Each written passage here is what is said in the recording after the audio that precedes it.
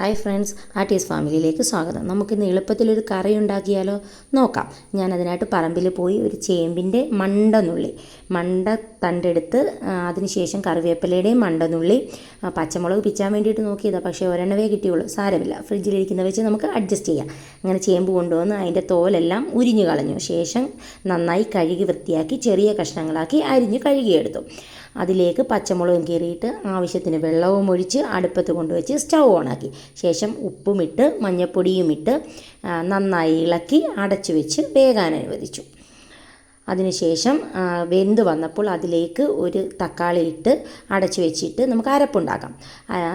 ഒരു കപ്പ് തേങ്ങയിലേക്ക് മഞ്ഞൾപ്പൊടി, ജീരകം, കൊച്ചുള്ളി എന്നിവയിട്ട് നന്നായി അരച്ചെടുത്ത് വന്നപ്പോഴത്തേക്ക് നമ്മുടെ തക്കാളിയും ചേമ്പും തണ്ടും വെന്തു.